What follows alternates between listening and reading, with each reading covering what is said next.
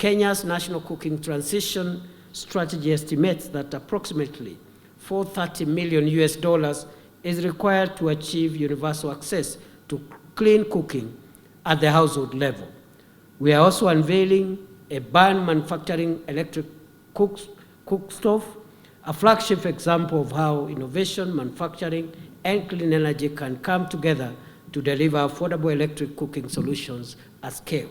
In addition, we are presenting a circular economy investment prospectus, highlighting the opportunities in recycling waste, management, and resource-efficient industries that can create jobs while reducing environmental impact.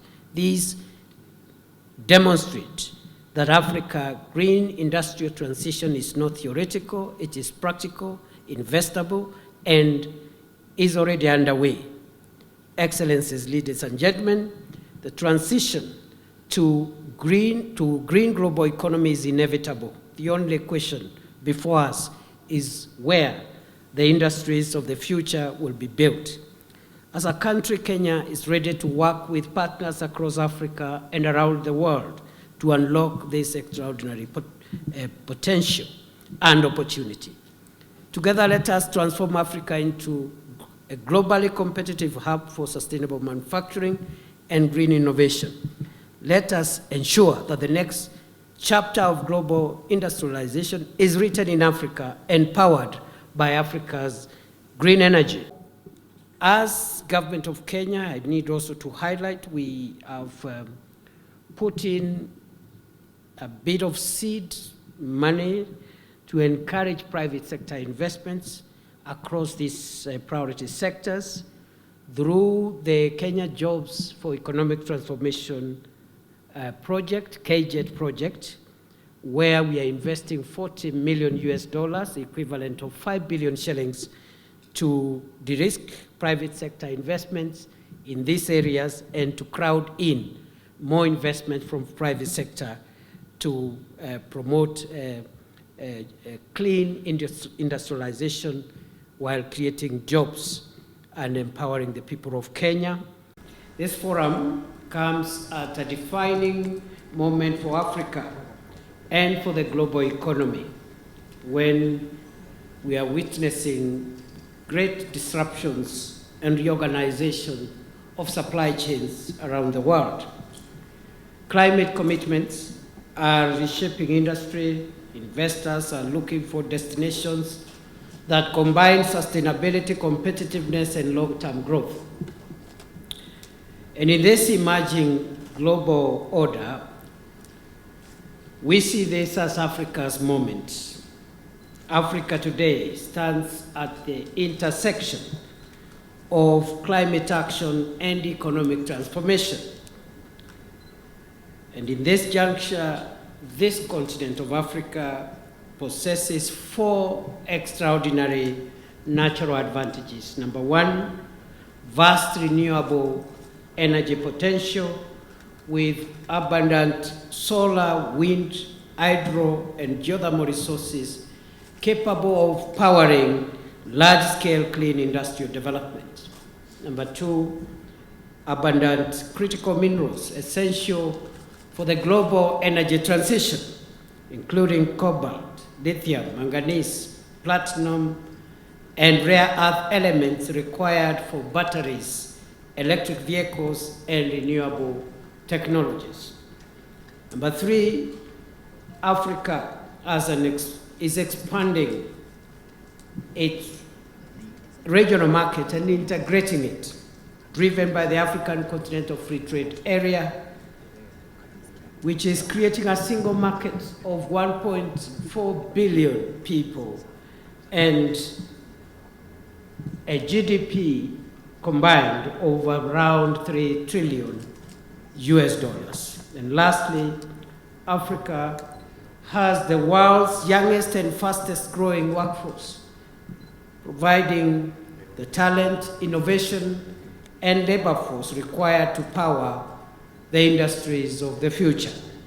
The next 40 years will not be defined by globalization, neither will they be influenced by globalization and its antecedents, because globalization is behind us.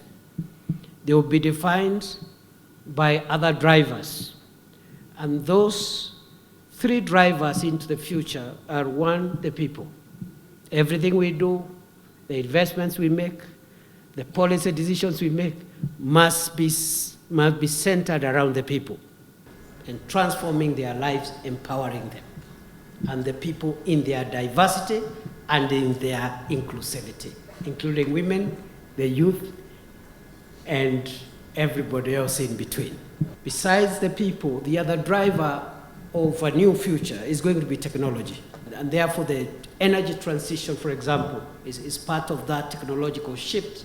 The third and last driver, besides the people and technology, is going to be partnerships. The public sector does not have all the resources that we require to transform the world into a better world. And that's why, for us in Kenya, we are very keen on public-private partnerships that are going to define our world. And that's why we are putting $40 million in KIndiki, but we want to crowd in maybe 10 times, 20 times, 30 times resources, in terms of resources from the private sector.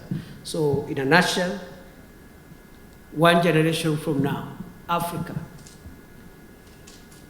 the place of Africa in the global economy a generation from now will be defined by what measures we take and how fast we hook into the drivers of the future. And these drivers are the people, technology, and partnerships. Thank you and have a good night. Asante.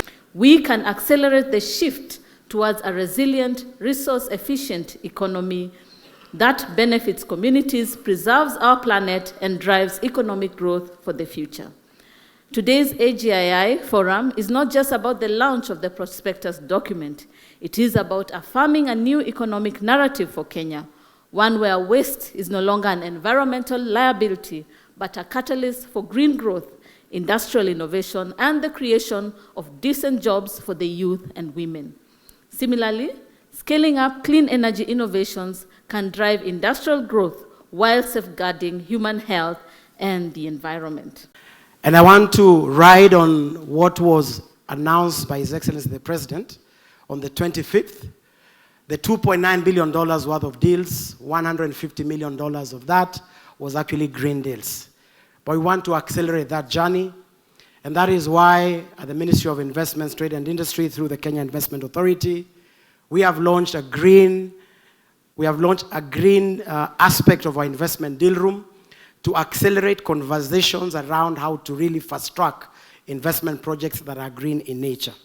And we know that the green ambition will not be won by conversations, it will be won by investment. So we must finance them, we must scale them up, we must make center stage those deals in what we do. Ladies and gentlemen, when I look at the statistics in Makueni alone, I cringe. I have a robust environmental concerns. We are leading in the Lower Eastern region, 13% forest cover, but we are consuming 26 tons of firewood. And at the same time, trying to preserve the forest, and people are consuming firewood. So when I sit here, I think, and looking at the map presented by Elizabeth, I know what we are talking about. So we are in the correct place. I'm here to sign a memorandum of understanding on these matters, and I hope all of us can pick up these issues and think about what I'm saying, and let me bring this to reality. You know, sometimes we use large acronyms and it gets confusing. Who cooks in the community? I'm standing here to say that when we are talking about clean cooking, we are protecting the mothers of this country who are the fulcrum of the families. So when I speak about 245,000 households in Makueni, I know every household, the pillar is the woman. When we do this and make sure that they have clean cooking, and then you go to clean water, then we are talking. And therefore, speaking now as a politician, I want to support the women. Thank you.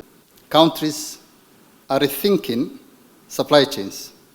Investors are rethinking risks. Industry is rethinking where future production will be anchored. And this presents a strategic opportunity for all countries, for Kenya and for Africa, to reposition ourselves. This is where Africa's Green Industrialization Initiative, in short called AGII, comes in.